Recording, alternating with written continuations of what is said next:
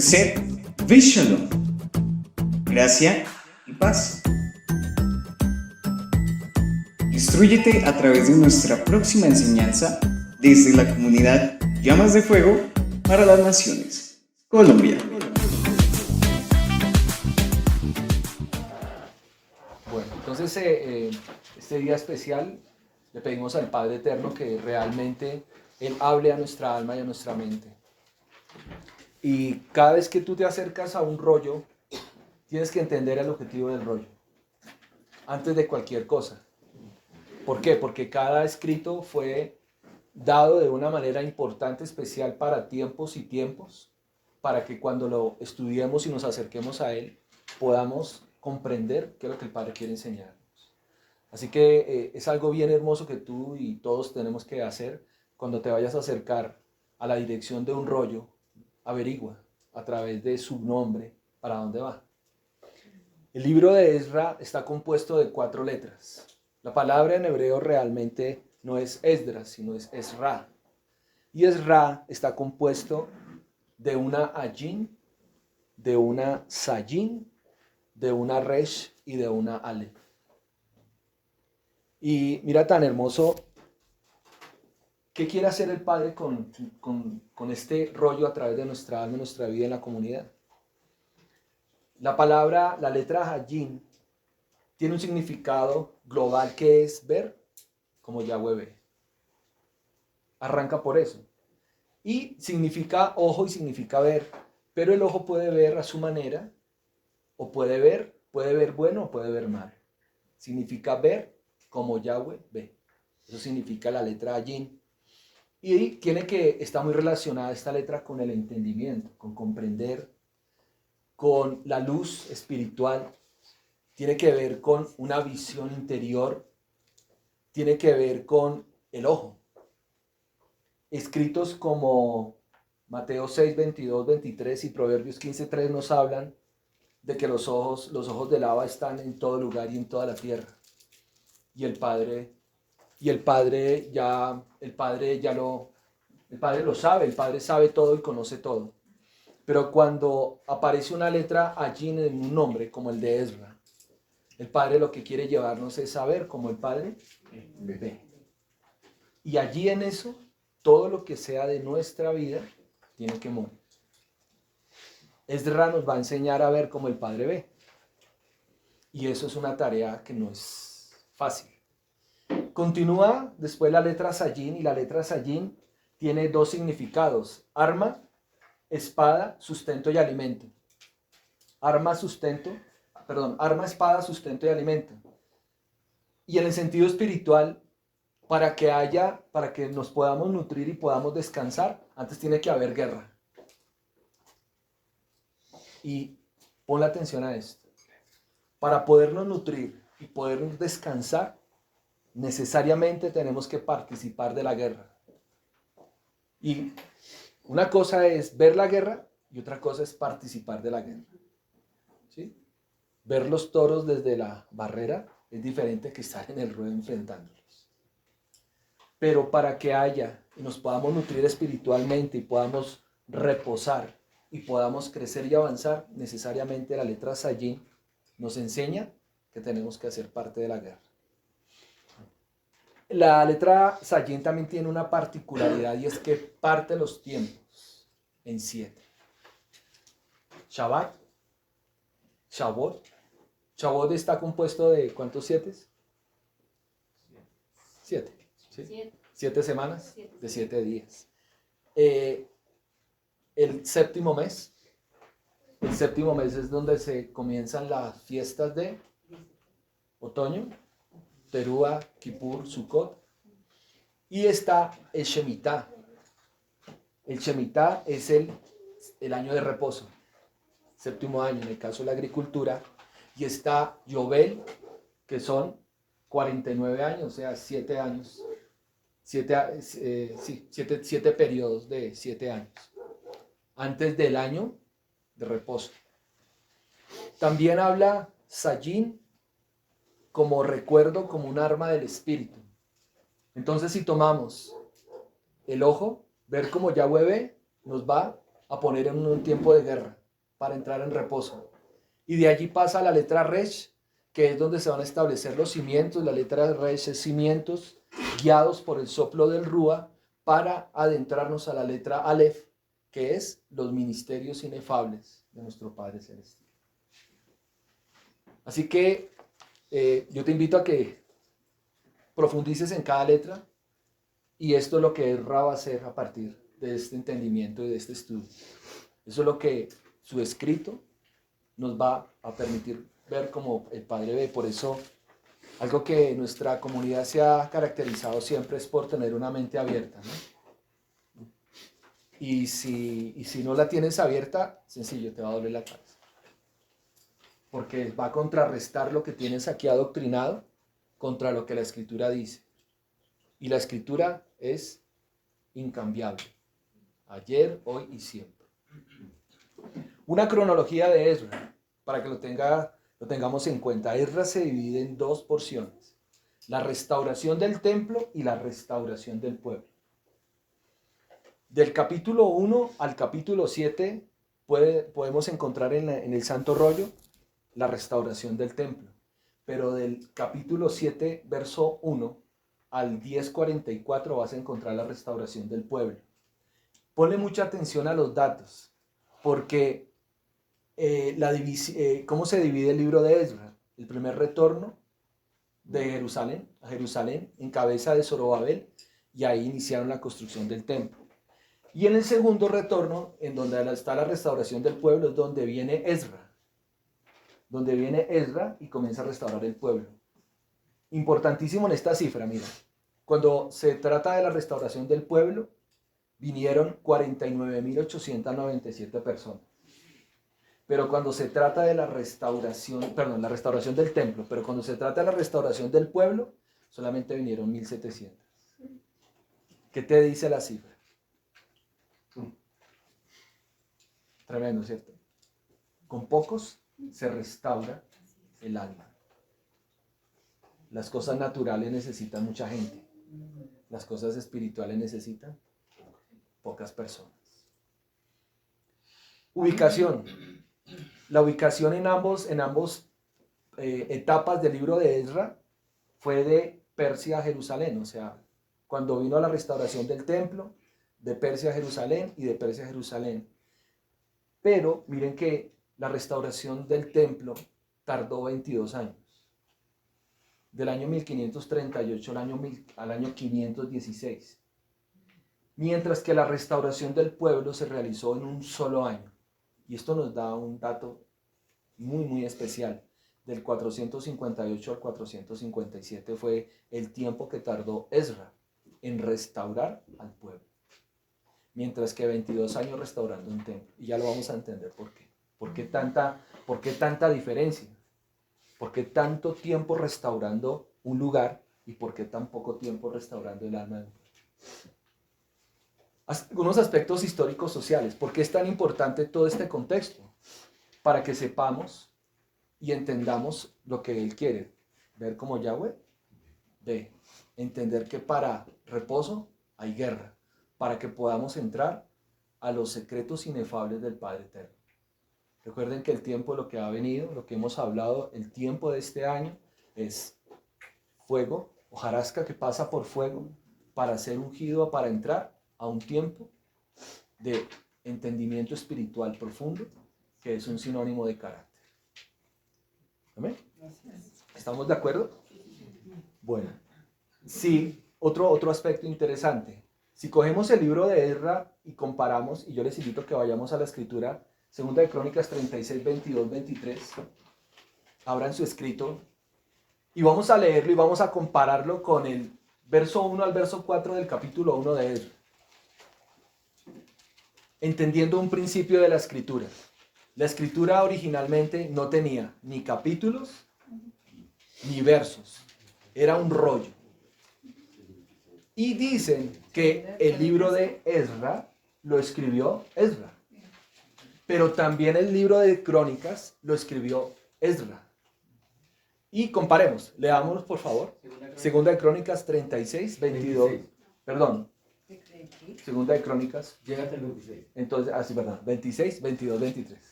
No, 36 sí hay capítulos. Segunda de Crónicas 36. Segunda de Crónicas 36. ¿Sí, aquí? ¿Versículo qué? Es el Ve- último. del 22 al 23, sí. Por favor, lea. Dice, más el primer año, ¿sí? Sí, bien. De Ciro, Sí, señor. rey de los persas, para que se cumpliesen las palabras de Yahweh por boca de Yirmeyahu.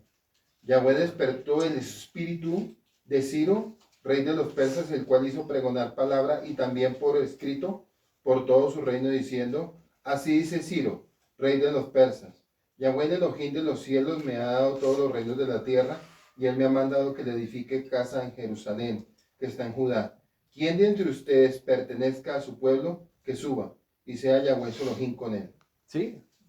Manteniendo esto en nuestra mente, lo que acabamos de leer, ahora leamos Esdras 1, del 1 al 4.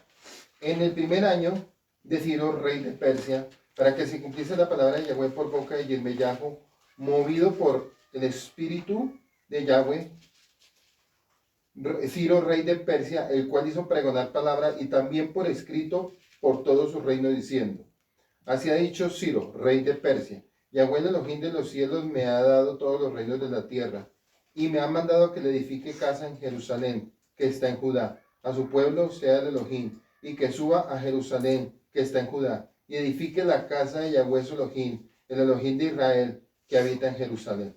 Amén. ¿Relación? Casi que está copiado, ¿no? Es lo mismo. Casi que es el mismo. Mm. Entonces, por eso dicen que el libro de Esdras es una continuación, una narración histórica del libro de Segunda de Crónicas. Y también esto nos da un indicio o una certeza que quien escribió Crónicas, Segunda de Crónicas y Primera de Crónicas fue el escriba Esdras. Y es importante saber quién escribe. Recuerden que Esdras, ¿qué significa? Ver como Yahweh ve, saber que para reposo hay guerra, para que podamos entrar al Resh, establecer los cimientos y conocer los secretos inefables de nuestro Padre. Entonces, por esa razón, es importante saber que Crónicas y Esdras, como otros escritos, no tienen ningún índole histórico. Y es algo que quiero que comprendan esta mañana. Siempre han tomado este libro de Esdras, Crónicas, Primera de Reyes, Segunda de Reyes como libros históricos. Pero ningún libro inspirado por el Espíritu Santo puede tener solamente una connotación histórica. Porque nos vamos a encontrar en el libro de Esdras con el capítulo 2 y hay 15 versos que hablan de la genealogía de los levitas. Y todo es el nombre, y el hijo de, y el hijo de, y el hijo de, y el hijo de. 15 capítulos, 15 versos, perdón, del capítulo 2. Entonces las personas se quedarían, claro, no, pero es que es un libro histórico, pues ahí está la genealogía. Y entonces se pierden el sof, se pierden el nivel profundo de la escritura. Y nosotros ya no estamos para nosotros no estamos para el resh. Cada parte de la escritura tiene un sof profundo. Y en eso es importante que lo entendamos desde ya. Otro aspecto interesante histórico-social de Esdras. Relata dos regresos. Del capítulo 1 al 6, el retorno dirigido por Zorobabel para reconstruir el templo. Y del capítulo 7 al 10, el retorno dirigido por Esdras para reconstruir la condición espiritual del pueblo. En la Septuaginta y en la versión hebrea original, Esdras y Nehemías están contados como un solo rollo. Esdras y Nehemías. Pero después de en los 70 cogieron y lo separaron. Y es un error garrafal. Cuando el padre establece un rollo, hay que leer el rollo completo. Porque el rollo tiene una continuidad, una secuencia y marca tiempos. Cuando se separa, cuando lo separan, rompe el tiempo. Entonces puede romper un proceso de entendimiento para un pueblo. Y hay que tener cuidado con eso. El rollo de Esdras y Nehemías hay que leerlo como uno solo, para que cuando lo vayan a abordar, estudiar. Y definitivamente, el mejor candidato para escribir el libro de Esdras fue Esdras. ¿Y por qué? Porque hay una porción en Esdras 7:28 y 9:15 donde él habla en primera persona. Y eso habla de que él participó de lo que estaba hablando en el libro. ¿Claro está ahí? ¿Sí? El énfasis sacerdotal también de Esdra era descendiente directo de Aarón.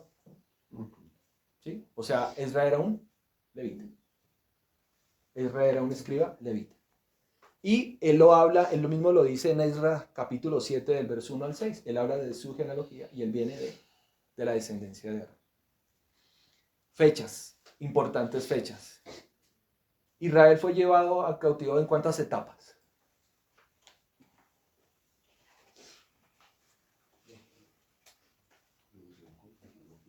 En 3. Muy bien, sí, en 3. La primera, en el año 605, en el año 597 y en el año 586. ¿Dónde fue destruido el templo? En el 86. En el 86, en la última. Un dato curioso. La distancia entre Susa y Jerusalén son 1448 kilómetros. O sea que el retorno se tardó 4 meses. ¿Por qué? Pues que es a pie. Hoy en día se gasta de Susa a Jerusalén. Se puede gastar media hora en carro. ¿Sí? Pero en ese tiempo se gastaba 4 meses. O sea que era todo un andamiaje y una logística que tenía que preparar, que tuvo que preparar tanto Zorobabel como Esdra para poder desplazar a todo un pueblo. Pero vamos a ver otros datos interesantes. En 3 etapas fue cautivo y en 3 etapas retornó. En la primera etapa, en el regreso fue bajo el liderazgo de Zorobabel. La segunda etapa fue bajo el liderazgo de Esdra. La tercera etapa fue encabezada por Nehemías. O sea, en 3 etapas fue cautivo y en 3 etapas fue retornando. Hay un punto importante. No todos los que estaban en Babilonia retornaron. Tengámoslo claro. La mayoría. Muy pocos. Y hay un dato interesante que nos da. Se llevaron 40,000 en el primer, cuando lo llevaron. ¿Sí? 40,000. Y retornaron 49,000. O sea que en 70 años no se multiplicó nadie. Eso significa que mucha gente se quedó en Babilonia. ¿Sí? Porque claro, ellos se multiplicaron. Pero se asimilaron y se quedaron allá. Pero solamente retornaron, así en cuenta, más o menos casi 50,000 personas. No, y haciendo cuentas de, por ejemplo, los que por edad, pues la gente, un ser humano dura 80 años y duró 70 el cautiverio, pues la mayoría murieron allá. Muchos murieron allá. Y la nueva generación prefirieron quedarse en Babilonia. Asimilarse. Los eventos del libro de Esther ocurren dentro del libro de Esdra. Año 483 al 473. Y es interesante porque ocurren entre un periodo de 10 a 12 años, entre la primera y la segunda etapa. El libro, lo que se puede leer en el libro de Esther. Y otro dato interesante del contexto es que el rollo de Esdra probablemente fue escrito en el año 457, antes de la era común, y el 444 que demarca la llegada de Nehemías. ¿Por qué estos datos son importantes? Porque de antemano quiero poner una pregunta en tu alma.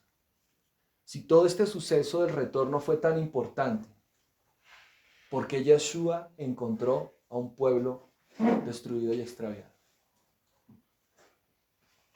Es interesante, mira la fecha. 444 antes de la era común.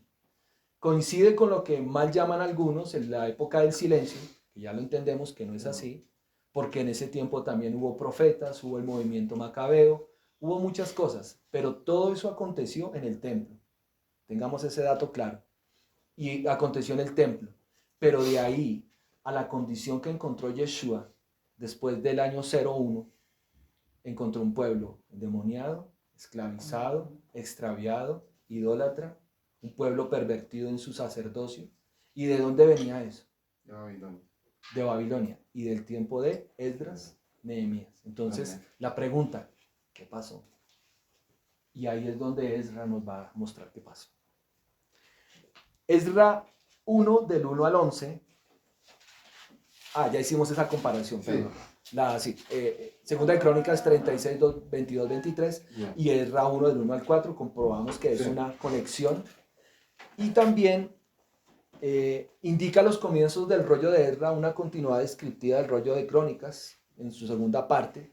Y posiblemente este último fue escrito en el 450 al 425. basándose en las tradiciones y similitudes en el estilo literario. Algunos afirman que también fue escrito por Esdras, lo que habíamos hablado. Crónicas y Esdras fue escrito por él mismo. Ahora comencemos a interpretar. ¿Está claro el contexto? ¿Alguna pregunta? Es importante que tengamos claro el contexto, ¿sí? ¿Quién era, dónde aconteció, de dónde vino, a dónde iba? Y por favor, que entendamos que a veces los traductores, el mal ha metido su mano ahí y le ha dado tintes de usados por el Padre cuando no lo hace. Vamos a ir al verso 1 del capítulo 1 de Esdras. Dice, en el primer año de Corés, el rey de Persia. ¿Sí dice en la escritura eso? Sí. La cronidad. Eso, vamos para allá. Dice Ciro, en el primer año, dice Ciro el Grande, que no es Ciro, porque Ciro es un término latinizado. El término real, el nombre real de ese rey es Curus.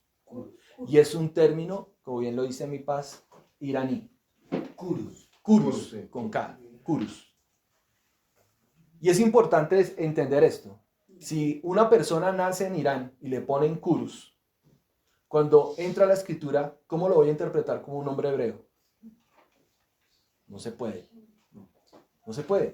¿Por qué? Porque en la sociedad iraní, Curus tiene un significado, pero si yo pongo ese, es más, Curus en hebreo no existe. ¿Y sabe por qué, Alejito? Porque es tanto el odio de ellos que aún en eso se cuidan de las interpretaciones. Ellos odian a Israel y por Sí. eso se cuidan mucho. Y ya vamos a entender ese odio que menciona mi paz. Solamente que el verso 1 dice, en el primer año de Coresh. Tengamos en cuenta ese nombre, Coresh. Pero realmente no es Coresh, es Curus. Y dice que en el primer año, y resulta que en la historia nos enseña que Ciro el Grande, Curus el Grande, reinó del 559 al 530. Pregunta, ¿cuál sería el primer año de su reinado? Si reinó del 559 al 530, ¿cuál sería el primer año de su reinado? El 559, ¿cierto? Eso es, pues, no habría otra interpretación. Pero resulta que la captura de Babilonia por parte de Curus el Grande no ocurrió en el 559, sino ocurrió en el 539. O sea que la escritura, cuando me dice que en el primer año de Curus, me está diciendo otra cosa. ¿Sí? ¿Sí es claro? ¿O no es claro? Ok. El periodo del reinado, cuando Curus comenzó a conquistar, duró desde el año, él comenzó a conquistar desde el año 559 antes de la era común y duró hasta el 530. ¿Sí? Que serían 29 años, Sí, supuestamente. más o menos. Más o menos. Más o menos. Y entonces, el primer año de ese reinado sería el año 559 al 558. ¿Un año? Sí, ese sería el primer año del reinado. Pero resulta que en la historia y la cronología histórica de las conquistas de Curus el Grande, él conquistó Babilonia en el año 539. ¿Sí? ¿Estamos de acuerdo? O sea, 20 años después del reinado. Sí. Y la escritura dice, en el primer año de Curus, rey de Persia. Entonces, algo pasa ahí. Diría, a los 20 años del reinado de Curus, rey de Persia, Le dio por conquistar. le da por conquistar, pero resulta que no. Entonces, mire lo que significa. El término, una sugerencia muy hermosa para todos. Salgámonos del español y metámonos en el hebreo. Definitivamente. ¿Sí? Porque realmente el término para en el primer año es Eshad Shanet. Se escribe E-C-H-A-D S-H-A-N-E-H. Eshad Shanet. Eso es en lo que la traducción está en el primer año. Y me sorprendí porque yo digo, yo quería encontrarme con en el primer año.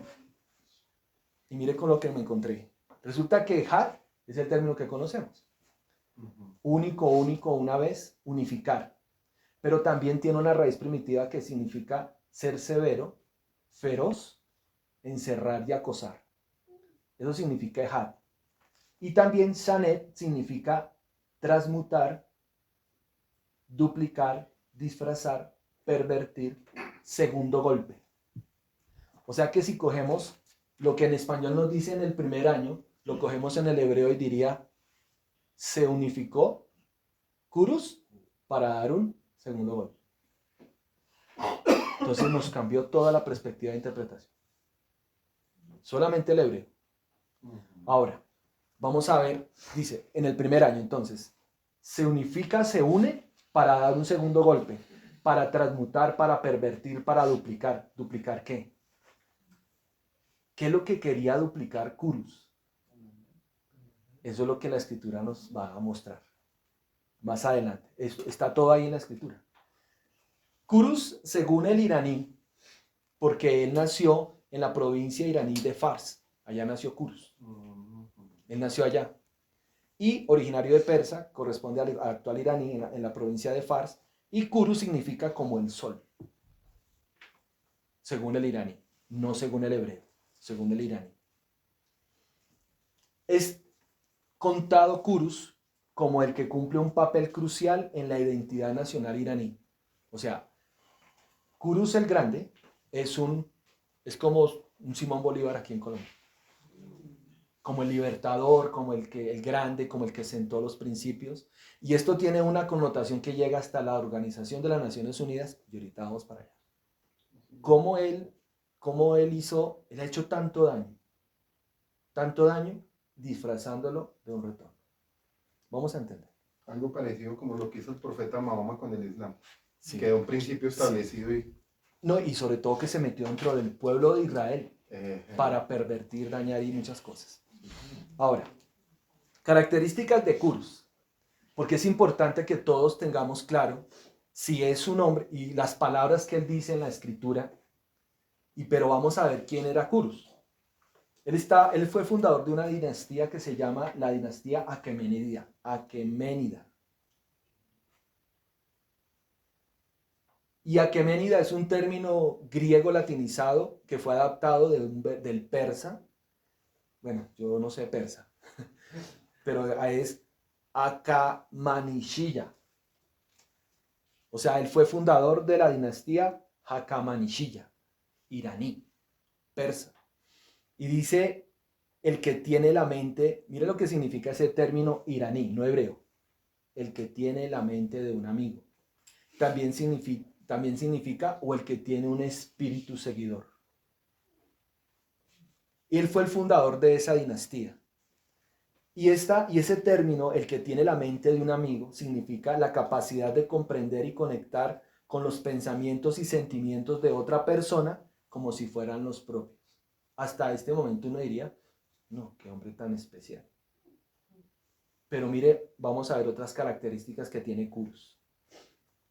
El término espíritu de seguidor de esta dinastía que él fundó también significa persona con actitud de admiración y compromiso hacia alguien o algo, imitando sus enseñanzas y comportamientos, modelar su vida según el ejemplo de la persona o ideal seguido. Entonces, él tenía esas dos características. Según la perspectiva, a él le gustaba ponerse en los zapatos de otra persona y sentir su dolor. Eso es lo que interpreta el cristianismo. Cuidado, eso es lo que interpreta hasta el mismo Raíces Hebreas. Interpreta no. Por eso el judaísmo lo cuenta como el Salvador. Lo compara con el Mesías. Pero mira la primera característica. Eso significa que le gustaba meterse en los zapatos de otro para ver cómo lo acababa. Para obligarlo a que lo siguiera. Pero miremos otras características. Dentro de la estrategia militar sociopolítica que manejaba Curus como conquistador, es que él respetaba las costumbres y las religiones de las tierras que conquistaba. Hasta el día de hoy igual. Y dice, es el modelo exitoso de la administración centralizada y el establecimiento del gobierno que funcionaba en beneficio y provecho de sus súbditos. Y ahí él estableció los sátrapas. Los sátrapas eran gobernantes de las provincias. Lo primero que él hacía cuando llegaba a un lugar es establecer el culto que ellos adoraban. Entonces él llegó a Babilonia y estableció el culto a Marduk. ¿Por qué? Porque el que estaba ahí, que se llama Jebonio, el que mandaba en Babilonia, reinaba, él estaba llevando a otras adoraciones.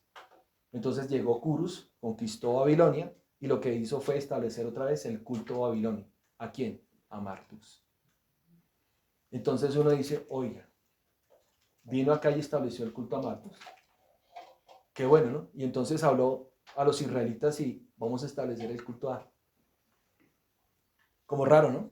Que uno que establezca el culto a un dios pagano también establezca el culto al Padre Eterno.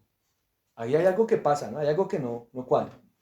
Pero si de pronto todavía no lo logramos ver, él es exaltado por el judaísmo por su papel en la liberación del pueblo judío del cautiverio de Babilonia. Y también lo relacionan de una manera errónea y equivocada con el Mesías del que habla Isaías 44:28 y 45:1-7.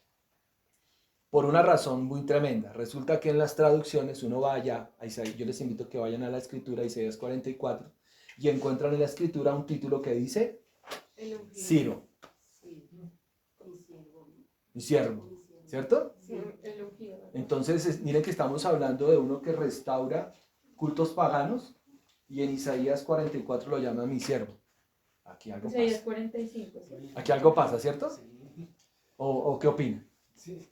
Aquí hay algo que no cuadra, coincide, no encaja nada. no encaja. Sí, así dice Yahweh a su ungido, que en hebreo es ungido es Masha, Sí, o Mesías, sí. así, al cual tomé yo por su mano derecha para sujetar naciones delante de él y desatar los lomos de los reyes. Ok, a Ciro, ¿cierto? Ahí dice Ciro. Sí. Ok, espera, calma. Resulta que Ciro es traducción. Vamos a ver el verdadero término. ¿Recuerdan el término que habíamos hablado? Curus. Pero Curus es iraní. ¿Qué tiene que ver Curus con Ciro? No. Más bien el término que encontramos en Isaías 44:28 es Koresh. Koresh. Y Koresh, con K, sí es un término hebreo que significa cultivador, agricultor, el excavador.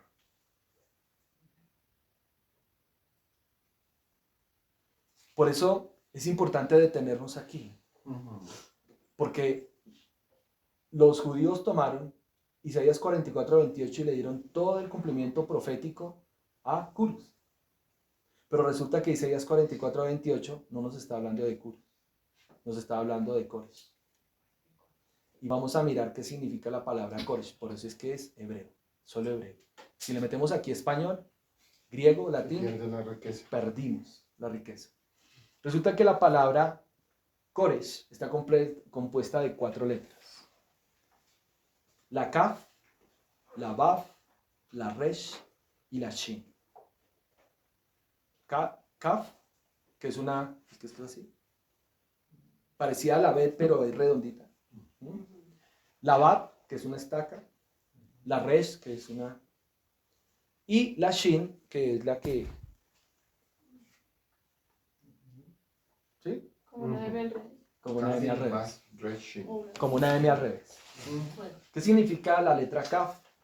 Significa palma, poder espiritual que se hace real en lo físico.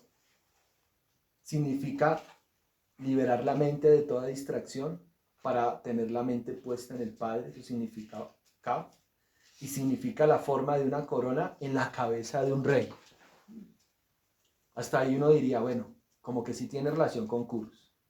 Pero poder espiritual que se haga real en lo físico, si Curus era un hombre común y corriente.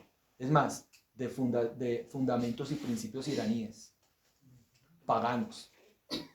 Entonces, de espiritual, poco. Vamos a la Bab.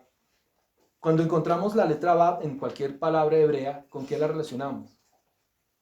Con la estaca, Conexión. con una conexión entre el cielo y la tierra. La conectamos entre el espíritu y lo terrenal, un gancho, Elohim, como el Mesías que trajo camino, verdad y Sí. después encontramos una Resh, que es el nuevo comienzo, que es establecer cimientos. Principio. Y por último, el principio, bien, sí, como tú lo dices. Y último encontramos una Shin, que es revelación divina, que son fuego purificador. Esta descripción que acabamos de hacer, según lo que hemos podido interpretar por todo este tiempo, ¿a quién se relaciona? ¿A Curus o a nuestro Salvador? ¿Qué creen ustedes? Porque de ahí, de esta interpretación, depende todo. Es que de todas maneras, como Satanás se va a decir de ángel de luz, él va a personificar prácticamente todo lo dicho en las escrituras. Él va a tomar las mismas escrituras para hacerse ver que él es el Salvador cuando venga. Entonces, cuando pasa eso y la interpretación se pone como confusa en este libro especialmente, hay un principio bien hermoso y es que la escritura se interpreta Así mismo. a sí misma, así que tranquilo. La misma escritura nos va a dar la respuesta en el verso 2, verso 3, verso 4. Tranquilos. Pero es algo que es interesante porque, como hacían los de Berea, tenemos que pensar. Tenemos que analizar la escritura y no pasarla, tomarla y recibirla, sino, oiga, pero es que Cores significa esto y Curus significa otra cosa. Por eso es que en el judaísmo él es contado como un Mesías. Y no te, perdón que te interrumpa, Alejito, Claro, resulta que los judíos palestinos, hay una rama en Israel que son los judíos palestinos y ellos se agarran y se odian entre sí mismos con otros judíos, porque hay varias vertientes Sí. y estos judíos palestinos son descendientes de Irán. Ahí está. Sí, esos son los judíos palestinos. Entonces, todo esto nos va a llevar a un entendimiento bien hermoso para que podamos nosotros entender y poderlo traer a nuestro tiempo acá. Sí. Porque recuerden que aquí el Padre nos trae aquí a restaurar. Y al final de esta enseñanza, si el Padre así lo permite, en el alma nuestra vamos a entender que hay muchos curus que se van a levantar para decirnos, yo te quiero ayudar. Pero les estoy adelantando ya. Vamos paso a paso. Entonces, mira lo que dice de Koresh en Isaías 44 y en Isaías 45, del 1 al 7. Dice, habla del Roy, lo que hablábamos en el último tiempo, el Roy. Habla de ese Koresh, habla del Roy, habla de Shalán. Y esos dos términos, Roy habla del que apacienta, el que cuida, el que protege, el amigo, el que sustenta. Y Shalán significa el que está seguro, el que es completo. En todo el mundo, en todos los tiempos de la humanidad, ¿quién es el único que ha estado completo? Yeshua. O sea, cuando en la escritura encontramos un término como Shalán, como Shalem, nos habla de alguien que está completo. Y el único que está completo es nuestro Salvador. Entonces, por lo que habla en el capítulo 45 del 1 al 7 de Isaías, que da estas características, que es el Roy, que es el Shalán, podemos nosotros asegurar por la misma escritura, no por una interpretación personal, que Koresh es una sombra del Mesías, no Ciro. Entonces, ahora sí vamos a seguir con Ezra 1:1, a ver qué es lo que pretendía Ciro. ¿Qué es lo que quería Ciro? Pero antes de eso, otra cosa que dice de Koresh, Kol, propiamente todo, Kal, Kalal, completar. Todo esto son atributos de Isaías 44 del 1 al 7 que habla de Koresh. Habla de permanecer, declarar, convocar, anunciar. Ahora, ¿cuánto duró el reinado de Curus? 200 años. ¿Cuánto ha durado el reino de Mashiach? Una eternidad. Es una eternidad. Es una eternidad. Entonces, ¿cuál de los dos ha permanecido? ¿Curus o Koresh? Koresh. Entonces, Curus tenía otra intención. Y todo esto es debido a la mala interpretación oscura para favorecer a unos pocos. Ahora, podemos concluir que no es el mismo. El que habla Isaías 44, 28 y 45, 1, 7, en la última porción, se presentan dos versos, el verso 4 y el verso 5. Y vamos a hacerlo aquí, aprovechando que tenemos este privilegio maravilloso. Vamos a hacer una interpretación nosotros. Verso 4 y verso 5 de Isaías 45. ¿Qué dice? Y brotarán entre hierba como sauces junto a las riberas de las aguas. Este dirá, yo soy de Yud Hei Bab Hei. El otro se llamará del nombre de Jacob Y otro escribirá con su mano a Yud-Hei Vay-Hei, se apellidará con el nombre de Israel. Perdón, ese es el verso 4 de Sí. Isaías 45. De 44. 44. Ah, no, 45 que 45, 4. 4 y 5. dice, por amor de mi siervo, Jacob, y de Israel mi escogido te llamé por tu nombre. Te puse sobrenombre aún que no me conociste. Ahí está, Te puse sobrenombre aunque no me conociste. aunque no me conociste. El verso 5 también termina igual, aunque no me conociste. Entonces, claro, si nos quedamos con la versión, aunque no me conociste, entonces, claro, ahí podemos hablar de un ser humano. Porque no podríamos hablar de nuestro Salvador que no conoció A ver, al Padre, eso no puede ser. Entonces, por eso, ahí esa última frase está mal traducida. Ujú. Como no tenemos otra referencia sino el hebreo, entonces vámonos al hebreo de esa última frase, aunque no me conoces. 3 palabras. En el verso 4, en el verso 4 de Isaías 45, Caná lo yará, verso 4. Y en el verso 5 es Ani, Azar, lo ani yará. Repetimos. Verso 4. Si la tomas de la palabra anterior, Caná lo yará. En el verso 4. Ese que dice, aunque no me conoces, esa frase. En hebreo es Shen, Caná, lo yará en el verso 4 y en el verso 5, Ani, Azar, lo, ani, yará. Interpretemos, ¿qué significa? Resulta que la palabra Shen es la palabra nombre. Nombre, renombre, autoridad, honor. La palabra Caná significa dirigirse a una persona con un nombre adicional, significa comprar, poseer, elogiar. La palabra lo, algunos la traducen directamente como un no, pero también significa antes. Y la palabra yada significa conocer íntimamente. Traduzcamos entonces, pasémosla al español. El nombre de autoridad por Shen es elogiado antes de que sea conocido íntimamente.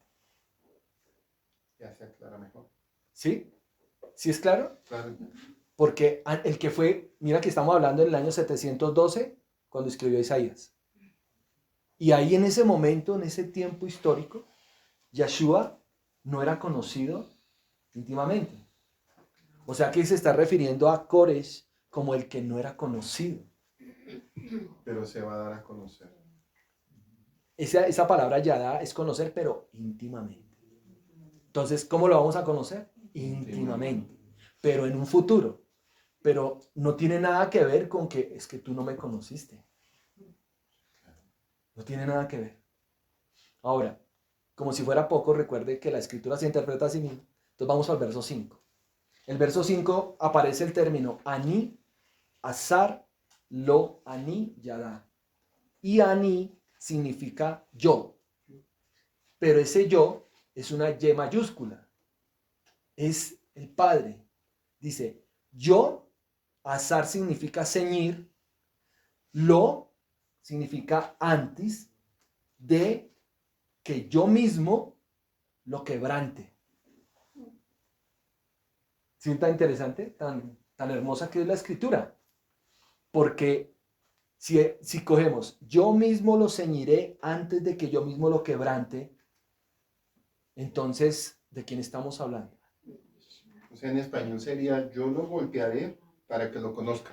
Sí, eso. Yo lo Uniendo, golpearé para claro, que me uniendo las dos, conozca. uniendo Claro. el verso 4 y el verso 5. Mm. Claro, el Padre lo quebranta. Era necesario quebrantar a nuestro Salvador para que todos lo conociéramos. Entonces la pregunta es, ¿qué tiene que ver Isaías 44 y 45 con Curus? No tiene nada que ver. ¿Listo? No tiene nada que ver.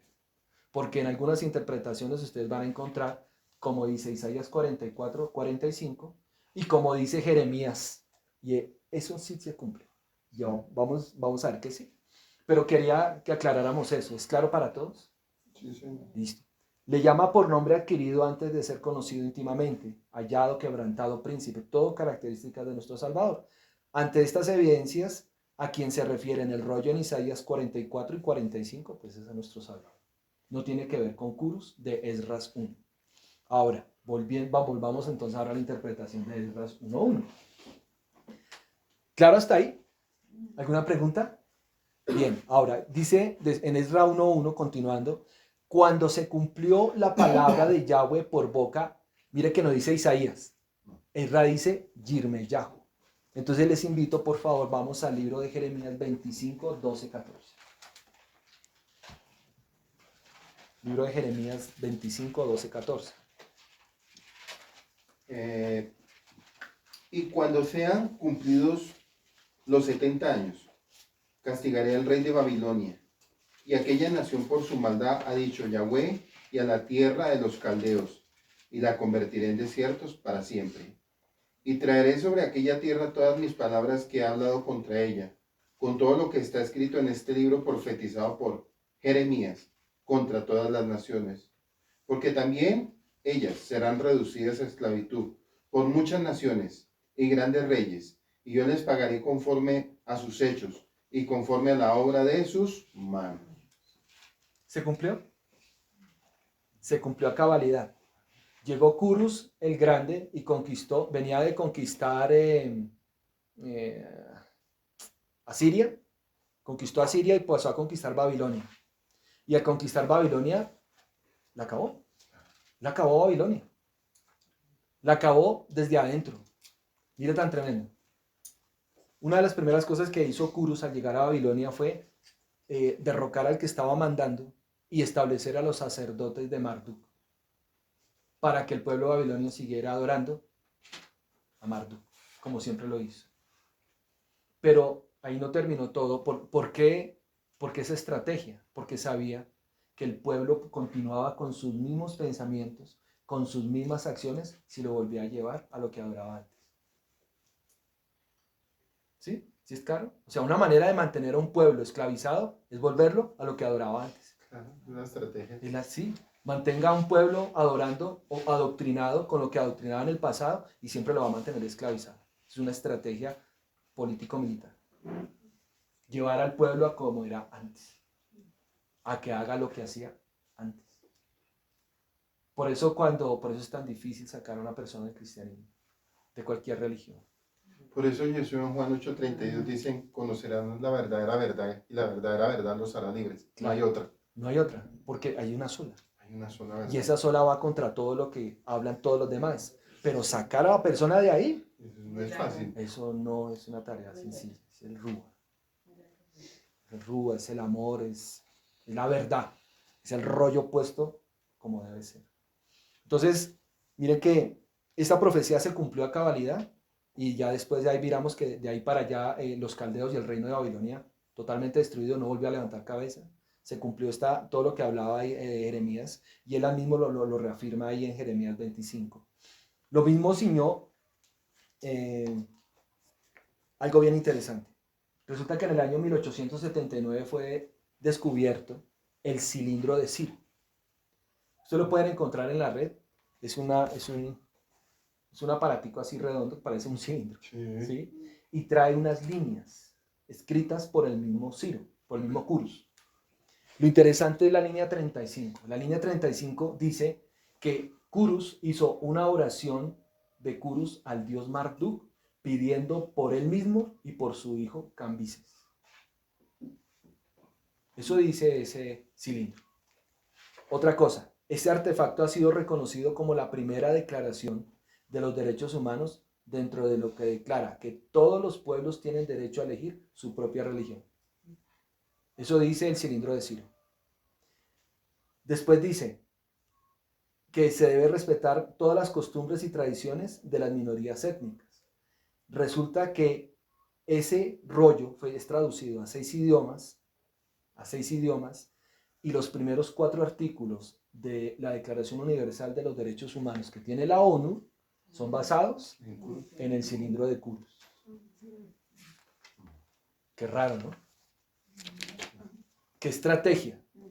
La Organización Nacional, la Organización de Naciones Unidas, sus primeros 4 artículos son basados en el cilindro de Curus. porque habla de que cada nación puede tener la religión que quiera y se va a respetar las costumbres que tenga. ¿Eso va en contra de qué? Eso va en contra del mismo, va en contra del mismo Padre. Amarás a Yahweh tu Elohim, a Él servirás y no tendrás Dioses ajenos de dioses nada. ajenos. La escritura es clara. Por eso, esos 4 artículos están establecidos en la Declaración Universal de los Derechos Humanos. Y miren que me tomé el tiempo de revisar qué dice el artículo. Y dice eso, cada nación es libre, cada persona es libre de escoger la religión que quiera. La religión que quiera. El Dios que quiera adorar. Eso lo dice la Organización Nacional De las Naciones Unidas. Eso lo dice la ONU. Entonces mira a dónde llegó Que son los que cuidan los derechos, los supuestamente. derechos humanos. Por eso los que la organización que más daño le ha hecho al mundo Es esa es la misma. Organización de Naciones Unidas. Porque Correcto. claro, permite todo. ¿Quién fue la que le abrió todo el camino al más? Ellos. Ellos. mismos se han encargado. Ellos son los que abrieron el camino a todo, en todo lugar. Sigamos con la interpretación. Dice el verso 1. Mira lo que dice. Yahweh despertó el espíritu de Curos, el rey de Paras, para emitir una proclama por todo su reino, oralmente y por escrito, diciendo.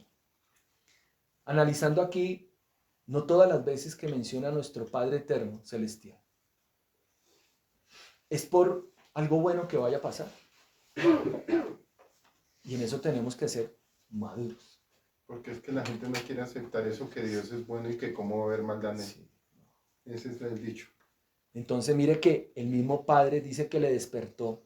La palabra despertar es el término hebreo ur y significa desnudar. Mire que no es la primera interpretación que es despertar, alzar, excitar, levantar. No, vámonos a la raíz primitiva y significa, ese término despertar significa estar desnudo o descubrir. Entonces lo que dice realmente la interpretación, Yahweh descubrió el espíritu de Curus. Lo puso en evidencia. Y lo que hemos escuchado de Curus, ¿cómo es el espíritu de Curus? Mírenlo, como es un estratega, malvado, es idólatra, Tienen parecido a Don. Edom, Porque sí, claro, tiene que ver, cazadores cazadores de mentes, de almas. de almas, Son cazadores. se ponen como las personas. Yo estoy contigo. Eso, yo estoy contigo, yo te apoyo, yo te ayudo a que levantes tu templo para que adores a tu Dios. Eso hacen las Naciones Unidas. Siempre se alía con el que... Entonces, si ven que el Padre lo que dice fue desnudó el espíritu de este hombre. Y él proclamó un edicto y lo hizo de 2 maneras. Cuando en la antigüedad, eso solamente se hacía cuando quería que algo fuera en firme. Oral y escrito. Dice que emitía una proclama por todo su reino. La palabra emitir es atravesar. La palabra col es llamar en alta voz, pero ¿de qué manera? Es que la escritura, la escritura es perfecta. La interpretación y todo lo que hicieron trata de ponerlo todo muy blandito, como que Curus hizo bien. Pero va uno al término hebreo y realmente lo que él hizo, cuando hizo esa proclama, lo hizo como un alarido. Según el término kol, como un alboroto, como el que alza la voz, como el que hace un chasquido. ¿Saben cuál es un chasquido? Y un alarido, ¿cómo es? Un alarido es cuando alguien habla gritando, que al que lo escucha, el propósito es que se intimide. Entonces, volviendo a la interpretación, Yahweh puso en desnudo el Rúa de Curus, el rey de los Paras, para emitir una proclama en todo su reino. ¿En cuál era su reino? Babilonia, y los que estaban en Babilonia, oralmente, o sea, con alarido, con chasquido, con alboroto, y lo hizo por escrito. Cuando se deja algo por escrito es una forma de dejar una constancia de algo legal. O sea, ¿por qué? Porque tiene que haber claridad para evitar malos entendidos, para tener un registro y para facilitar el seguimiento. Si él lo dejó por escrito, significa que todos tenían que cumplir. Entonces sí era obligatorio. Lo que él iba a decir ahí es obligatorio. Ahora, verso 2. No, perdón, en el verso 2. Encontramos una frase. Dice que Yahweh me ha dado, leámoslo por favor. Verso 2 dice, Así ha dicho Ciro, rey de Persia: Yahweh el Elohim de los cielos me ha dado todos los reinos de la tierra, y me ha mandado que le edifique casa en Jerusalén, que está en Judá. ok, listo. Recuerden el espíritu de Curus. Sí. Y dice, el Elohim de Israel, el Elohim de los cielos, mira lo primero que dice, me ha dado todos los reinos de la tierra. Bueno, entonces vamos despacio. Si fue que a Curus es el Mesías y le ha dado todos los reinos de la tierra, entonces, ¿no eso es una blasfemia? Sí, claro. Porque ¿a quién le ha dado todos los reinos de la tierra?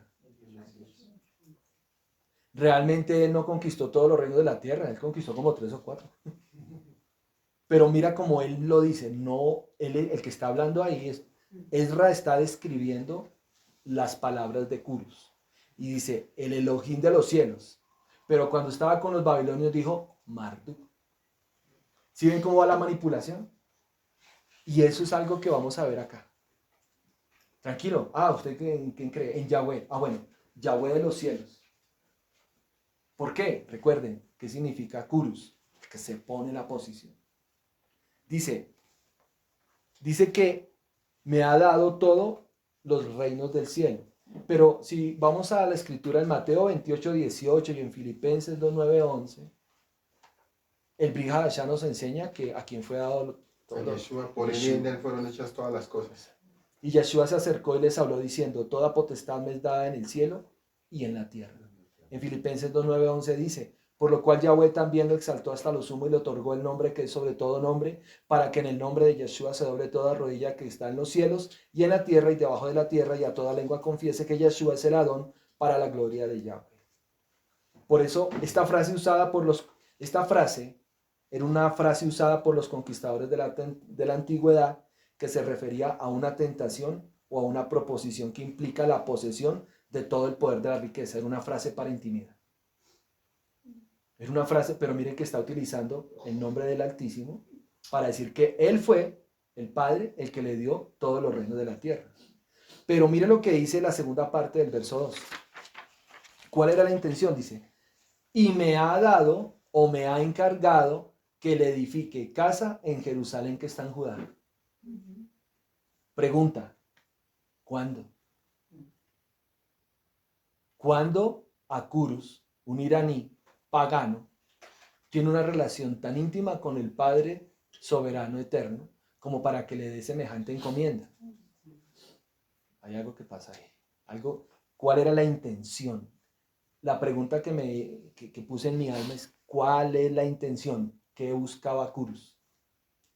Porque lo primero que hizo fue edificar el culto a Marduk en Babilonia cuando conquistó, y después se dio cuenta que ahí estaban los judíos que estaban en el exilio, y llegó él dijo, ellos tienen Jerusalén, la tierra de ellos es Jerusalén, y lo primero que les dice después de que el Padre les dio que el Padre le había dado todos los reinos de la tierra, oiga, me dijo que yo les edificara casa a ustedes. ¿Sí ve el espíritu de Curus cómo es?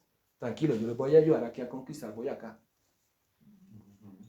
Háganlo a mi manera. Yo les doy aquí y háganlo a mi manera. ¿Sí ven cómo es la estrategia? Pero nos volvemos súbditos. Háganlo a mi manera. Yo les doy todo. Pero me sirven a mí. ¿Sí es la estrategia? En cuanto a esta supuesta orden que había recibido Curus de parte del Abacados, la escritura dice, Primera de Reyes 8:27, por favor, y Hechos 17:24. Primera de Reyes 8:27 y Hechos 17:24. Hechos 17:24. Sí, señor. El Elohim que hizo el mundo y todas las cosas que hay en él, siendo Señor del cielo y de la tierra, no habita en templos hechos por manos humanas. Ok. Listo. Y Primera de Reyes 8:27. Tengamos en nuestra mente y en el alma lo que nuestro Paz acaba de leer, Hechos 17:24. Pero es verdad que Yahweh morará sobre la tierra. He aquí que los cielos de los cielos no te pueden contener. Cuanto menos esta casa que yo he edificado. ¿Quién hablaba ahí? Salomón. Salomón. Él edificó casa. La pregunta siempre, y tenemos que tener esto claro, ¿la voluntad de Yahweh fue edificar un templo? No, Nunca. nunca. ¿Y entonces por qué? No, era el santuario. El santuario. Tenía el santuario, la carpa. Y ya después, sí, La pero carpa el nomás. templo no. Pero entonces, ¿por qué Kurdus dice, y me mandó Yahweh a que le edifique casa en Jerusalén? Entonces las personas que tergiversan aún en la espiritualidad dicen, no, es que lo que mandó fue que edificáramos la casa y todo eso, pero una persona con el espíritu de Kurdus, que va a querer que se edifique algo espiritual, ¿sí? ¿Qué va a querer? Pero mira, Alejito, que eso es lo que más fuerza le da a todo mundo. Aún los de raíces le dan fuerza a todo ese tema. Sí. Aún los más maestros de las raíces le dan protagonismo a ese tema. Claro, ¿por qué? Porque toman y espiritualizan algo Eso. que lo que pasa es que es un plan equivocado y una mala Eso interpretación. sí lo he escuchado que... Sí, dice, no, pero es que claro, Le dan el Ciro protagonismo al el templo. Mesías, Ciro el Mesías, quiso volver a restaurar o retornar a Israel para edificar la casa. Mire la interpretación que le dan. Pero realmente, como lo acaba de leer mi Paz, y en Hechos 17:24, jamás la intención de nuestro amado Padre es que le edificaran un templo. Entonces, volvemos a la pregunta que tenemos que resolver. ¿Cuál era la intención de Kurdus? ¿Sí? Eso es lo que vamos a resolver. Claro, ¿Cuál era la intención? ¿Por qué? Pero ya sabemos que era un estratega, ¿no? claro. Le restauro aquí a Marduk para los babilonios. ¿Y a los judíos qué hago con los judíos? Los pongo ahí en la misma. Le restauro el centro de adoración. ¿Cuál? El templo. ¿Qué es lo que está pensando para ahora, para este tiempo? Que es lo que están haciendo ahorita. Ahora, no es más la intención cumplir con el deseo de muchos de los israelitas de volver a ver el templo en pie y la intención de que volvieran a sus mismas costumbres idólatras y cargadas de pecado, injusticia social y desobediencia a Yahweh. En la escritura hay que tener una memoria eterna Sí. y acordarse de todo. Vamos a mirar dos porciones de la escritura, realmente hay varias, pero hay dos. Primera de Reyes 12, 28, 30. Y la otra la encontramos en el libro de Amos, en el capítulo 2, versos 6 y 7, y en el capítulo 5, versos 11 y 12. Primera de Reyes 12. 28, 30, me parece, señor. Y habiendo tenido consejo, hizo el rey 2 becerros de oro. Y dijo al pueblo, bastante han subido a Jerusalén. He aquí tus dioses, oh Israel, los cuales te hicieron subir de la tierra de Egipto. Y puso uno en Betel y el otro en Dan. Y esto fue causa de pecado porque el pueblo iba a adorar delante de uno y otro hasta Dan. E hizo también casas sobre los lugares altos. Y puso sacerdotes entre el pueblo que no eran de los hijos de Leví. Okay. Esa era una de las condiciones del Israel del norte. ¿Sí? El Israel del sur, ¿cuál era el problema? Segunda de Reyes 21:1-9 habla de una persona que se llama Manasés. Y Manasés construye altares a Baal y practica la hechicería dentro del templo. Y esto fue justo antes de ser llevados cautivos a Babilonia. Amos 2:6-7 y Amos 5:11-12 habla de la opresión a los pobres y necesitados. Si recordamos por qué se separó Israel, ¿cuál fue la razón? Lo que hizo Roboam. Eso. Y la razón principal era porque La cabeza de todo fue Salomón. Porque es que Salomón tenía un estilo de vida bastante exigente, Ostentoso. ostentoso, inmanejable, insostenible. Parecía más un jeque que un servidor. Y entonces, ¿quién le pagaba toda esa calidad de vida? Las naciones vecinas y el mismo Y pueblo. el mismo pueblo. Las naciones y el mismo pueblo. Cuando muere Salomón y sube su hijo, la primera petición que hacen los ancianos y el mismo pueblo, por favor, bájenos los impuestos. Y entonces él le consulta a los ancianos le dicen, bájele a los impuestos, pero ahí le consulta a los jóvenes, y los jóvenes, al contrario, Súbale el impuesto. triplíqueselo, súbale. Y ahí viene la revuelta, Jeroboam se separa el pueblo. Todo esto son condiciones del pueblo de Israel antes de ser llevado cautivo a Babilonia. Pero antes de ser llevado cautivo a Babilonia, el Israel del norte fue llevado cautivo por los asirios. Cuando Babilonia del sur ya entró en la cautividad a los 70 años, el del norte ya estaba cautivo por los asirios. Entonces, todo esto acontecía alrededor de ¿dónde? Del templo.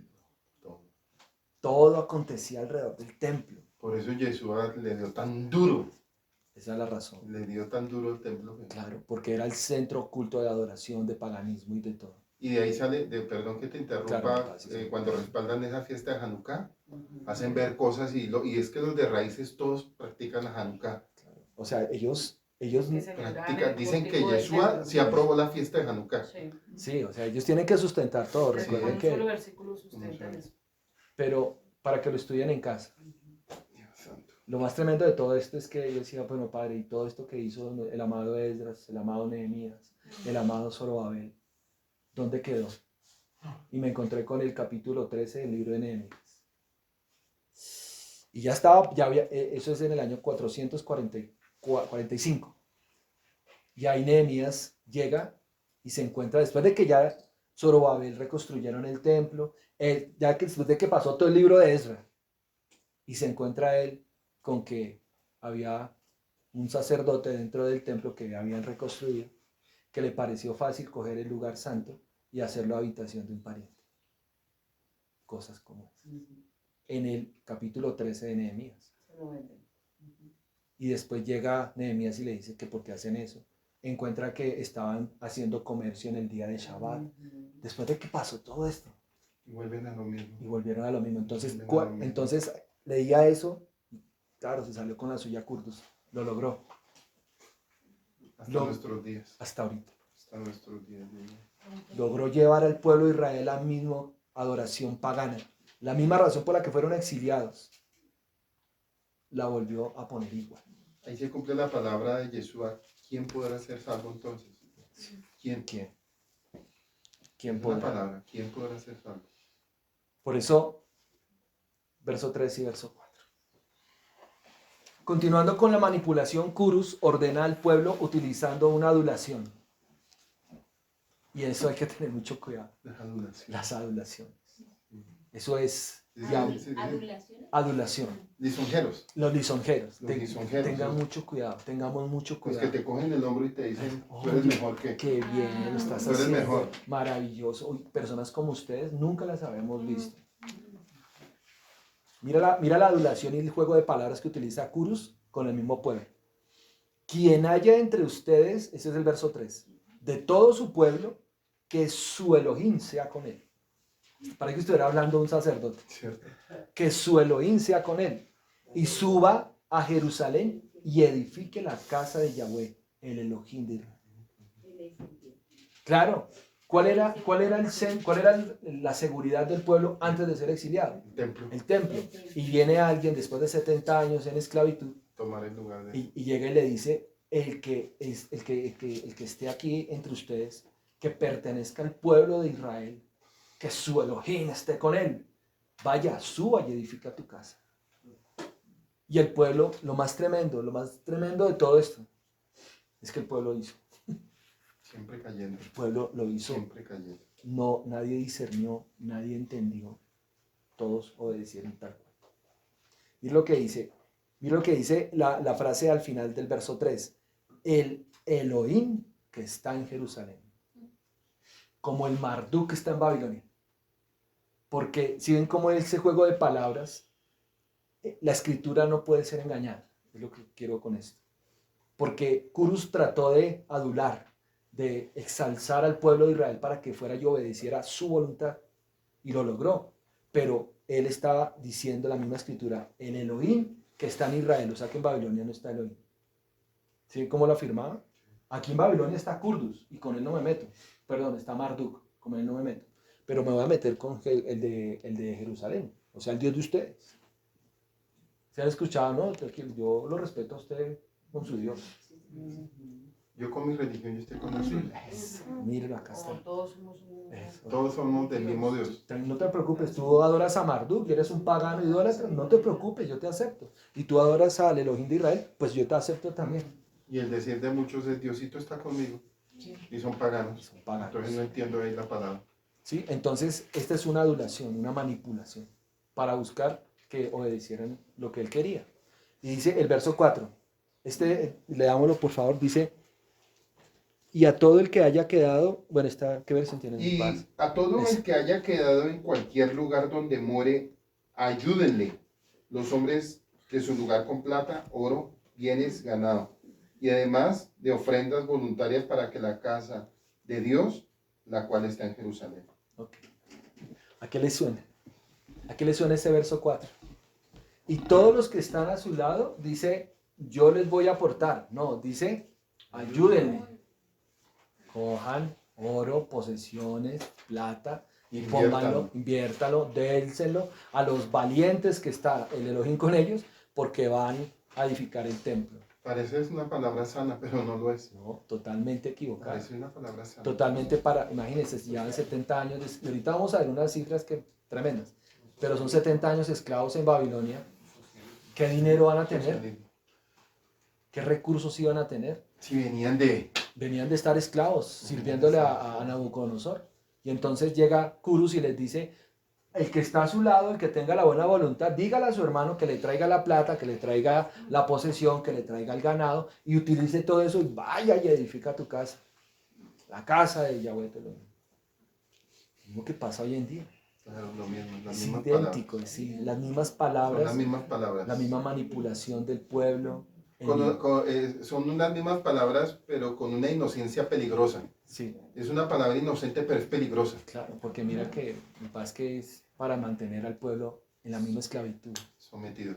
sometidos, esclavizados. Es muy cierto. La versión Dios habla hoy dice de este mismo verso, y a cualquiera de los sobrevivientes que emigre del lugar donde ahora vive, que le ayuden sus vecinos. No dice, Curus, Si no son- yo les voy, no, dice que le ayuden sus vecinos con plata, oro, bienes y ganado, además de las ofrendas voluntarias. Y resulta que todo el pueblo preparó todas las ofrendas voluntarias, todo el oro, toda la plata, y lo describe ahí, y se la dieron a Zorobabel, hijo de Salatiel, gobernador de Judá. Y él se arrastró a 49,000, como leíamos al principio, y comenzaron efectivamente con la construcción del templo. 22 años construyendo el templo. Otros datos. Del verso 5 al verso 11 de Esdra 1, está descrito el primer retorno a Jerusalén en cabeza de Zorobabel. Y ahí se levantaron los clanes, el jefe de los clanes de Yahudá y de Benjamín, los sacerdotes y los levitas. ¿Sí recuerdan que en el primer exilio se llevaron a quiénes? A los príncipes y los gobernadores de Judá y de Benjamín.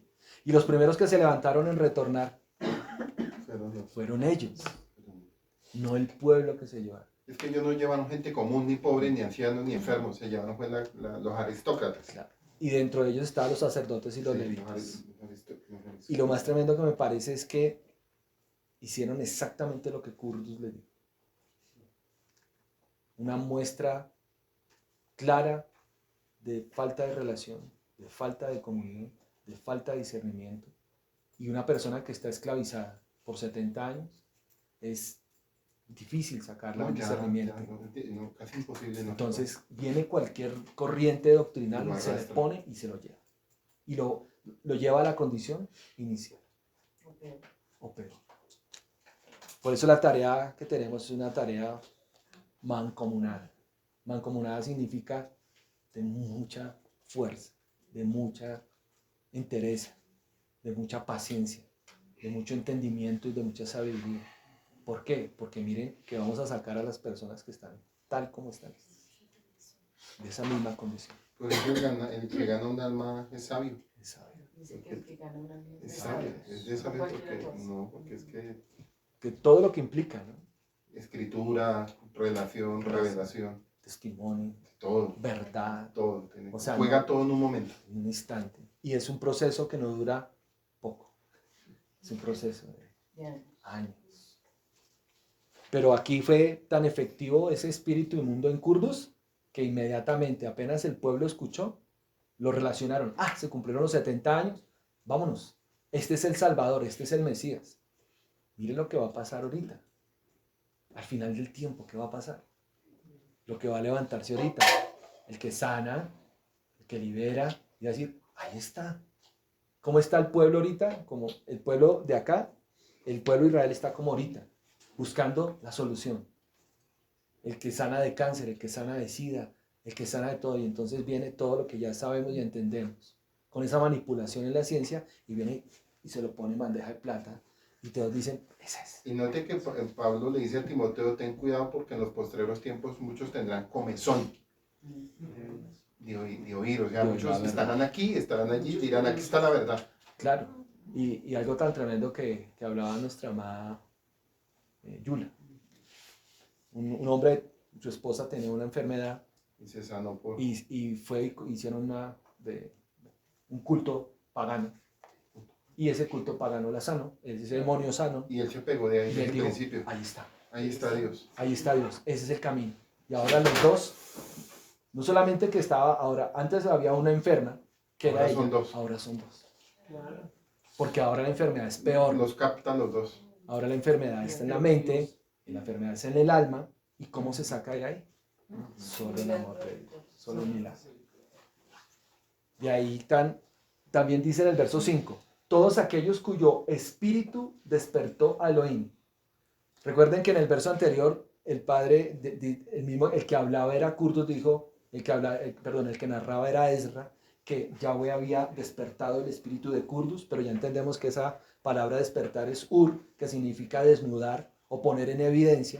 Entonces aquí en el verso 5 pasó lo mismo. El Padre puso en evidencia cuál era el espíritu, pero en este caso de los gobernantes de Israel.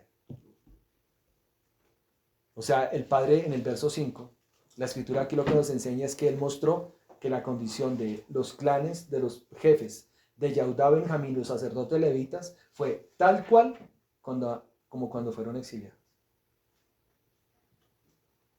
¿Por qué? Porque si no, entonces el resultado hubiera sido otro. O sea, todos los 450 años después de todo esto que pasó, ellos hubieran levantado culto al Padre, hubieran restaurado la Torá, hubieran levantado al pueblo. Pero Yeshua, ¿qué se encontró? Nada. Esclavizados, endemoniados, pervertidos en la Torá, pervertidos en sus pensamientos.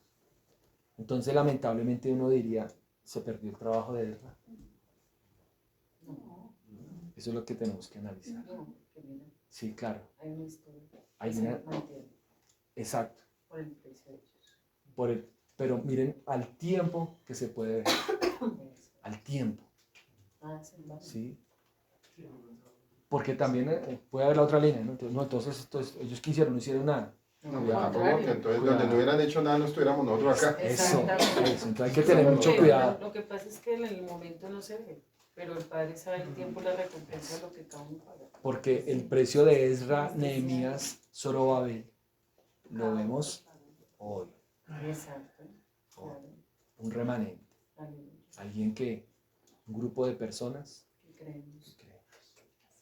que estamos volviendo a la verdad. Exacto. Perdón, Alejito, algo que me ha venido pasando mucho tiempo para acá, yo le he dicho a mi esposa, no sé, hay cosas que de pronto pueden sonar feas y yo a veces pues peleo conmigo mismo y me cuestiono, porque uno ve mucha gente que aparentemente dicen la verdad en YouTube, o sea, uno ve gente que pareciera que lo que están diciendo es así, pero yo le digo a mi esposa, yo no estoy de acuerdo con lo que dice a pesar de lo que está diciendo, pareciera como una verdad, pero sus acciones y los comportamientos de cómo está llevando un pueblo me hace ver que lo que está haciendo no es de la manera correcta.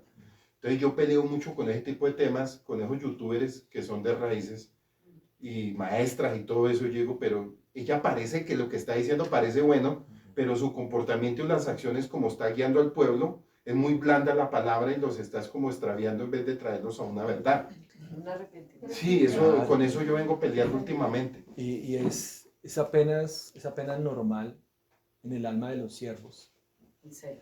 El Es celo. el celo. Sí, vengo Eso. peleando con ese El tema. mismo celo de Isaías, de Jeremías, el mismo celo de Ezequiel, ¿Por qué razón? Porque el Padre se apartó, se esperó casi 2500 años para levantar en el mundo un grupo de Esdras, Exacto.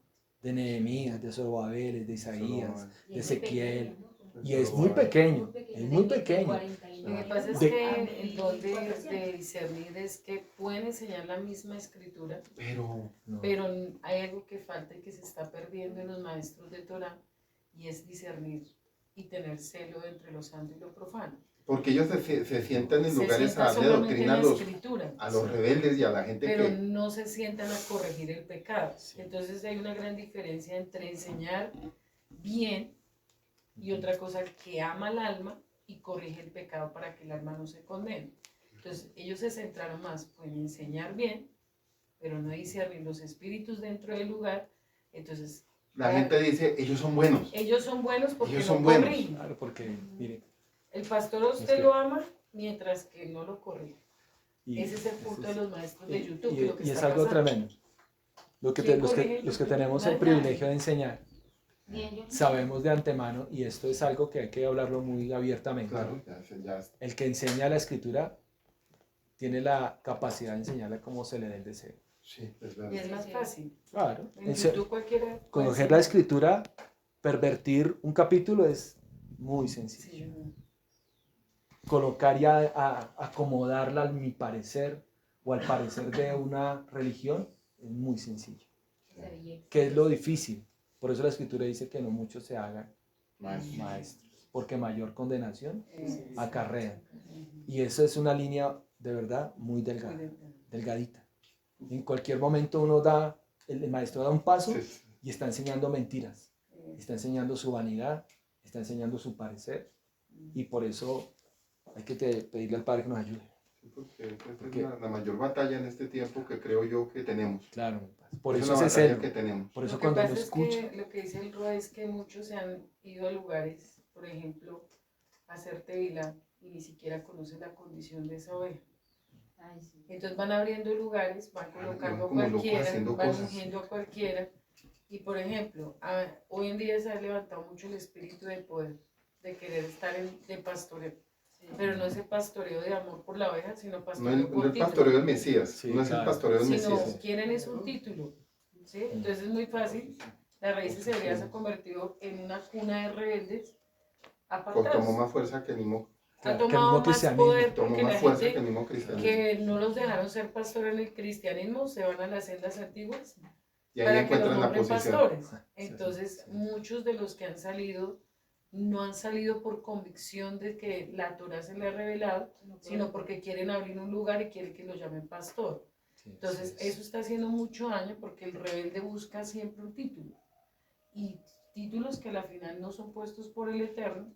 Entonces, el maestro que se la pasa en YouTube coge harto, bueno, números, cantidades, Tiene buenos seguidores. lo Sí, empiezan a llamar a que vaya a los lugares y para él es muy fácil. Yo acabo de llegar a un país, un juez este pastor me dice cuál es su repertorio y chao, me voy para otro país. Sí, sí. Entonces ese es el celo Sí, que sí. Dios le da al Claro, esa discernimiento. es la cuestión que yo he venido Porque viendo están haciendo últimamente. más Y digo, daño. Dios mío. Porque Están ungiendo Lo poco que está quedando no lo gente están que ha matando pagado el ellos. precio. claro, entonces de ahí el gran privilegio que tenemos nosotros de Y poder enseñar como el Padre nos ha si tú no has enseñado. sido formado por un siervo años, tú no sabes quién es. Entonces, ¿cómo tú lo vas a ungir como pastor? Sí, sí, Si sí, ni sí, siquiera sabe su estilo de vida. Entonces, lo que está haciendo YouTube es creando, en algunos casos, pues más rebeldía. Porque llegan y se van, dicen, aquí no me nombraron, yo me voy donde me nombran.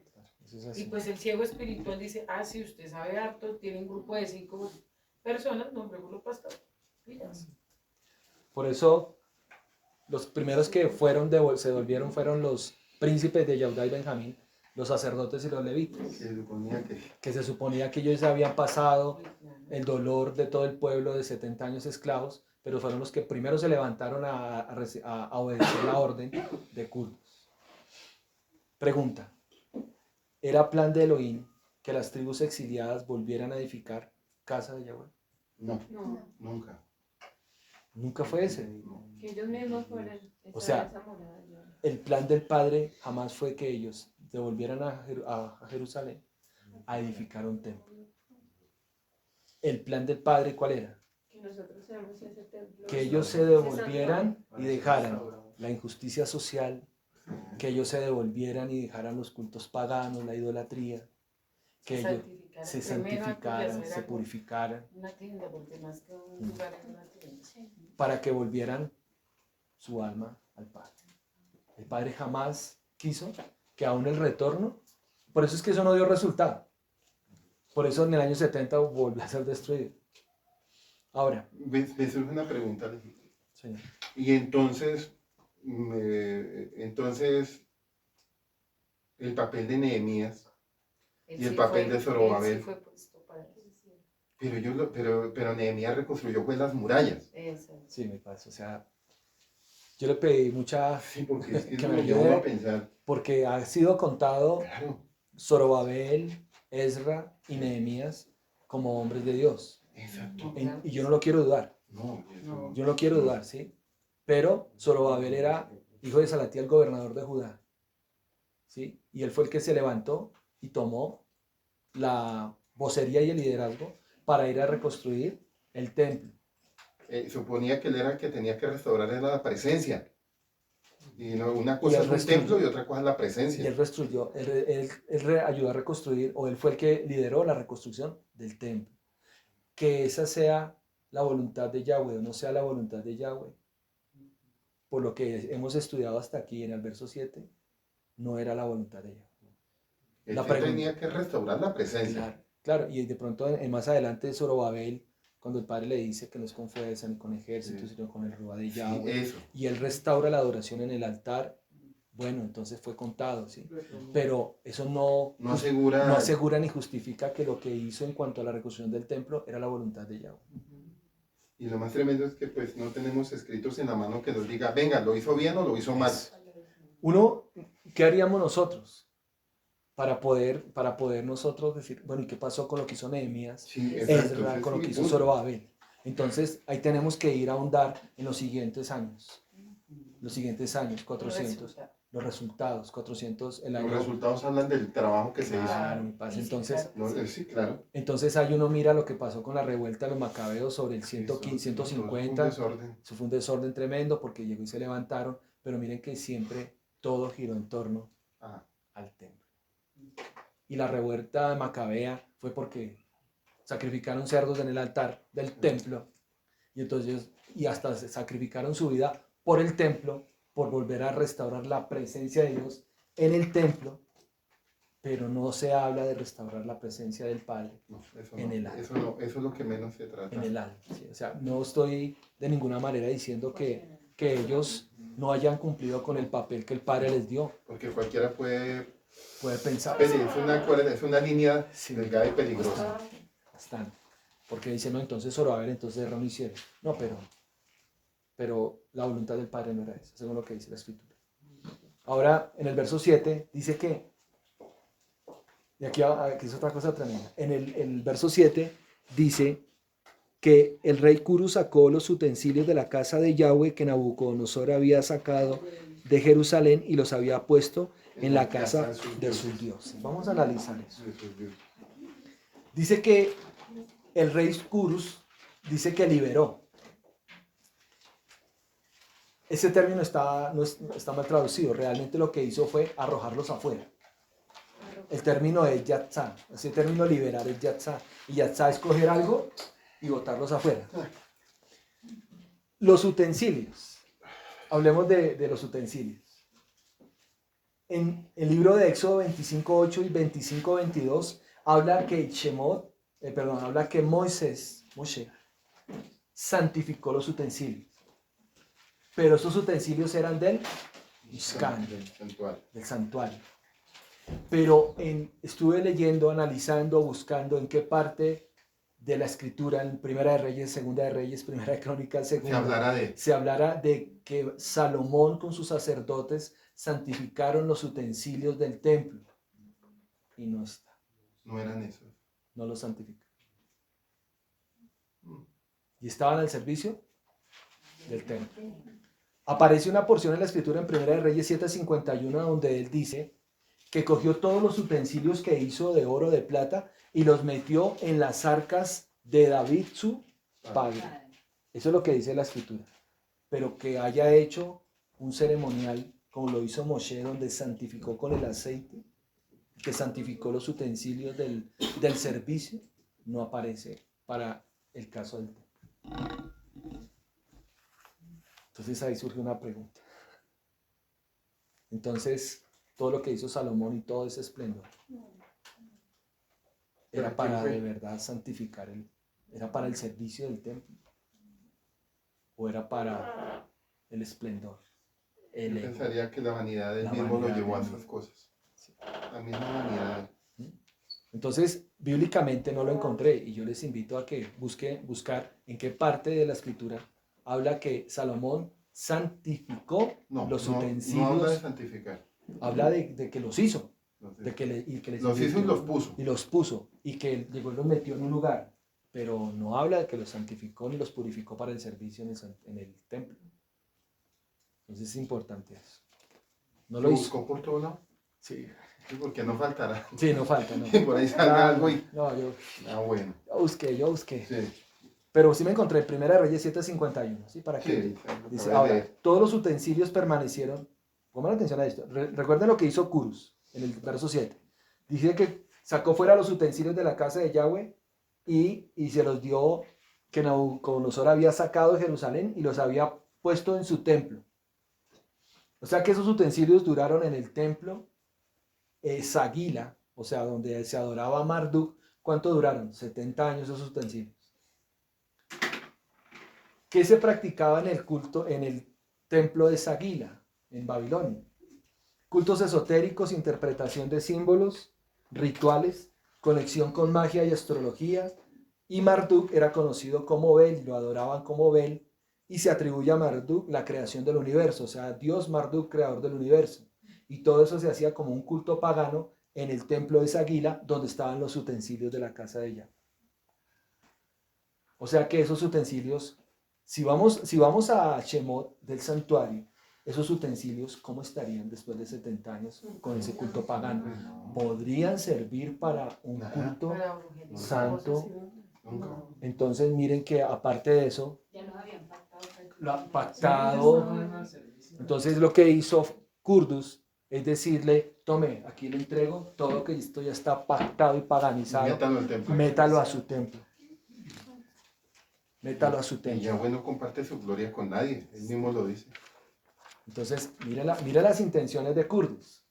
Todo inocente, pero peligroso. Sí, o sea, todo habla muy bien, menciona al Dios de Israel, al Elohim de Israel, pero mire lo que estaba buscando que haga. Aparte de eso, ¿saben qué hizo? Los inventarios. Como quien dice. Se los entregó inventariados. Se los entregó inventariados. ¿Por qué? Si era para hacer un culto de adoración santa a nuestro Padre Celestial, ¿por qué tendría que habérselo inventariado? Entonces, esa práctica de inventariar las cosas en esa época, cuando un reino conquistaba a otro, era por si el reino de ese no se dejaba conquistar, entonces iba y recogía y luego los traía. Esa era la razón. Por eso los inventarió. Y ahora, y fue entregado, todo esto le fue entregado a Shebatzar, que es Zorobabel. Se lo entregaron a Zorobabel. Y una nota importante, en el saqueo y destrucción definitiva del templo en el año 70, todo esto se perdió. O sea, a hoy en día no hay una referencia... No existe en el momento. No hay reporte de nada. Sí, arqueológica. Sí, Ya se llama no la hay palabra. reporte. Arqueológica, de haber encontrado un utensilio del templo del año 70. Se perdió totalmente. Cifras. Del verso 9 al verso 11, ya para ir concluyendo. Dentro de ese inventario tan específico que hizo el tesorero de Kurdus, menciona en la escritura en el verso que eran 5.400 utensilios. Ahí lo pueden leer en Primera de Esdras 1, 10, 11. Sí. Y habla de 30 tazas de oro, de 1.000 tazones de plata, de 1.000 utensilios, de 30 tazas de oro, de 410 tazas de plata y de 1.000 utensilios. Nunca un verso se puede pasar por alto. Sí, señor. Siempre hay que encontrar la riqueza del santo rollo. Entonces, mire, yo dije, pero bueno, ¿para qué? Dentro de las tazas, tazones, ¿reconocen algún utensilio de los que hayamos leído en el santuario? No, Como el altar de adoración, ¿no? no. Como el lavatorio, como la mesa de preposición. ¿Reconoce algo? No, Entonces es importante eso. Ahora, si comparamos esta cantidad, que son 41 kilos de oro, Y es de que ese el inventario, santuario no tenía eso, eran piecitas específicas. eso. Eran piezas Era lo que específicas. más tenía. Y mira, cifras. Salomón utilizó 100.000 talentos de oro, que son 3.000 toneladas métricas de oro. ¿Y cuánto le devolvió Curdus? 41 kilos. ¿Dónde quedó todo eso? ¿Dónde quedó todo? ¿Dónde está todo eso? ¿Dónde quedó todo el oro? ¿Dónde quedaron estas 3.000 toneladas de oro? No es ni el 2%. Entonces, si en la intención de Curdus, ¿cuál era? Y hasta ahora, si usted va a mira, Siria son los que más tienen. No, Emiratos Árabes. Los Emiratos, claro. Emiratos Árabes, país mayor. Entonces, Sí. primera, para tener una idea de dónde salió esta cifra de 100.000 talentos, porque eso es bíblico, Primera de Reyes 6:20, tengan la oportunidad. ¿Primera de qué? Primera de Reyes 6 y Primera de Reyes 7. Habla de todo lo que Salomón llenó de oro. Todo, es que lo forró. Sí, Todo era forrado en oro y las madera. Y paredes, acacia. el piso, todo era Madera de acacia y oro. y oro. Todo. Es que 3.000 toneladas de oro. Es lo que podemos ver hoy en día en los jeques de allá. Pero lo Pero interesante aquí es, lo interesante ya para concluir es Sigue siendo así. Curdus. ¿Cuál era la intención? 6:20. 6, Robar la verdadera adoración. 6:20, Robar la verdadera adoración. robarla, exacto, La volver verdadera. al pueblo a su condición anterior. Y es que la jactancia hoy en día en cualquier religión son los templos y las palabras que salen de ego. Ahí es. Ese es el ego del Es la humano. intención con que se hace. Cómo se cómo hace. hacen las cosas. Entonces, ¿Cómo las hacen? ¿y Sí. por qué la hacen? ¿Sí? ¿Para qué la hacen? ¿Y para quién? ¿Y para quién? ¿Para quién? Entonces, ¿Y qué ¿Para manos quién? también? ¿Y qué manos la hacen? Entonces, ¿Y qué dineros y cómo entran esos entonces dineros? siempre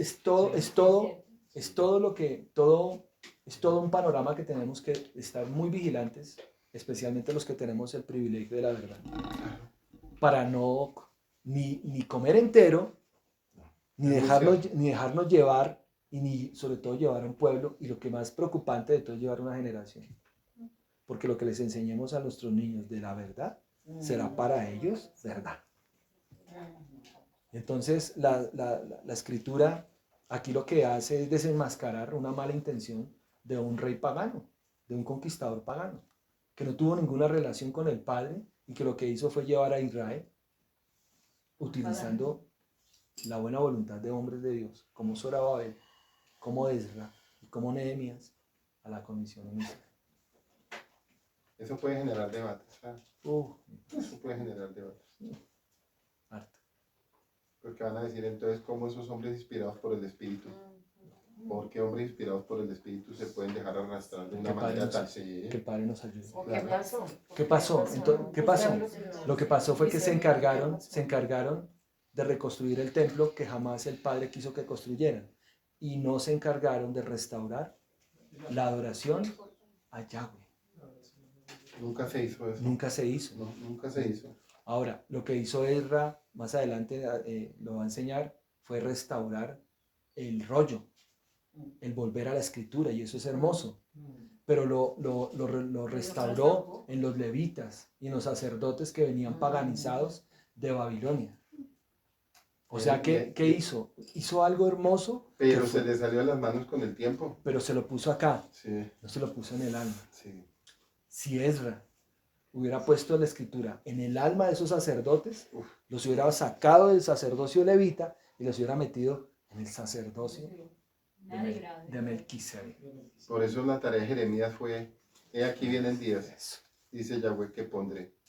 Por eso hay que tener mucho cuidado, porque claro que esto va a generar mucha controversia con muchos lados, y sobre todo con raíces, con personas que practican judaísmo y dicen, ¿cómo se atreven a hablar del Mesías Ciro? Pero resulta que era un pagano que llevó al pueblo de Israel. Y mira, a robarlo, a explotarlo, a que adorara a la misma fuente de adoración y lamentablemente utilizó hombres de Dios, Zorobabel, Ezra y Nehemías, para cumplir su propósito. Y eso es un llamado de alerta para todos nosotros. Y es que es tremendo porque las mismas escrituras nos hablan de que aún un hombre de Dios puede ser engañado. Puede ser engañado. Sí, porque acuerda el profeta que fue engañado por otro profeta y por eso Yahweh los terminó. Sí. Un profeta se dejó llevar por la Ese- mentira de otro. Ese es todo el Sí, secreto eso acá. sí es muy cierto. Eso es todo, digamos, la enseñanza de este primer Sí, capítulo. claro. Siervos de Dios pueden ser manipulados por el Por- mal. Aparentando ser siervos de Dios. Como Aparentando. quien dice, yo también estoy contigo. Entonces, por eso el padre recordaba algo bien importante para todos.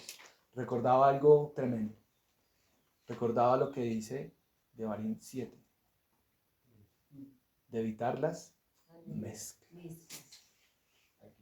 Por eso el Padre nunca nos ha permitido, somos muy Y que, solitos en el y camino que en ese nunca tema. lo permite. Nunca lo ha permitido. Porque miren que lo que defendemos es la muerte. La verdad. Sí. Por eso el Padre nunca permitió. Entonces, Nunca la ha permitido. Y las personas tienden a hacer eso con otros. buscar. Siempre lo han hecho. A Siempre, buscar. no, yo quiero estar ahí, yo quiero estar ahí. ¿Ustedes qué hacen? Y cuando vienen y se encuentran con la verdad, dice, ya no quiero. No, pero ustedes lo hacen como yo quiera. No, lo hacemos como el Padre dice. Han llegado, pero así mismo. Y gracias a eso, Sale miren, volado. ¿saben? Gracias a eso. Por creerle al Eterno. Y gracias a eso es No que le cedemos sus podemos caminos. mantener, ¿saben a quién podemos mantener? A una generación. Mira que en el Egipto, en el capítulo 9 de Esdras, él se da cuenta y hace una oración y se arrepiente Ah, sí, la recibí. ¿Cómo? de la condición en la que el pueblo estaba y de Hace una oración por el pueblo. Sí. Por eso es que, Él no, se da cuenta. y no se les olvide el capítulo 13 de Nehemías. Ah, sí. Léanlo. Y ahí también, por el tono, por lo que habla Como que Nehemías, dice, que como que él dice. ahí se arrepiente Nehemías. Sí. Nehemías, cuatro casos específicos que Nehemías dice, ¿ustedes qué están haciendo? Sí, como que esto no era esto ¿Ustedes no era por qué verdad. están comerciando en Shabbat? Llegó y cerró las Vuelve la puertas. santidad, sí. Cerró las puertas al mismo pueblo. Pero lo que más me pareció tremendo es que el mismo Nehemías, que recuerden que no tenía un orden sacerdotal ni venía de una línea levita, le tiene que decir a un sacerdote que estaba dentro del templo, oiga, ¿por qué está utilizando el lugar santo? Lo está utilizando y se está lucrando. Se lo arrendó a un pariente. Imagínese. Y dice, sáquelo de allá, porque ese es el lugar santo para el Padre. Pero lo que me parece tremendo es que Nehemías no tenía orden sacerdotal, pero estaba haciendo papel De un Melquisedec. de sacerdote. Era un Melquisedec, una sombra que venía de Génesis. Y yo, digamos, si hubiera encontrado esa porción de la escritura comenzando Nehemías, yo digo, ay, sí, claro, lo puedo corregir. Pero ¿saben dónde uno la encuentra? En el último capítulo de Nehemías. Cuando pasó todo el proceso de Nehemías, de Zorobabel y de Nehemías, cuando pasó todo ese proceso de restauración, el exilio, todo lo que dice el judaísmo que alaban y que dice que fue lo mejor, y después uno se encuentra, ¿y qué pasó? Entonces ya después uno encuentra a los profetas, Jeremías, lo que dice Miqueas, lo que dice Todos Malaquías. hablan en contra del templo. ¿Se acuerdan lo que dice Malaquías al final? Me traen ofrendas. Ustedes sacerdotes que olvidaron a la mujer de su juventud, Tú. que la pervirtieron. ¿A cuáles sacerdotes les hablaba? A los sacerdotes del templo que levantó Zorobabel. Claro. Entonces uno dice, ¿se equivocaron los siervos de Dios? No, es que el plan del mal es fuerte, Tiene mucho poder. es mucho poder. Sí, Y que el tiene Padre- poder de Ellos sí arrastre. cumplieron. Claro, Pero hay Pero- poder de arrastre todavía. el Padre nos ayuda a Y todos. como el poder de arrastre siempre va a ser el dinero. Sí. Como La la cosa ONU, es- de arrastre. o sea, para llegar. La ONU, Tiempo con la ONU, o sea, ONU, con un así, tremendo. basados en el rollo de Ciro, en el cilindro de Ciro. La UNESCO, todo eso. Vamos a orar al Padre.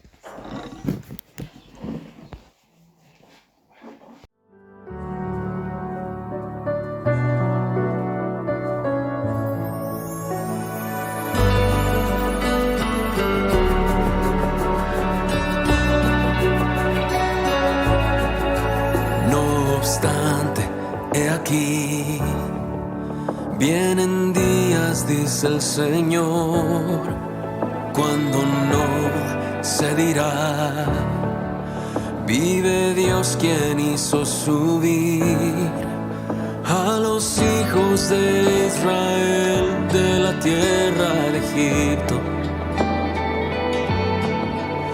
Viene un éxodo que es mayor en el fin de los tiempos y se dirá: vive Dios quien hizo subir a sus hijos del norte y de todo lugar. Y aunque un tiempo los dispersó, los hará regresar desde toda nación. Pronto vendrá su Salvador y de un extremo del cielo al otro los rescatará.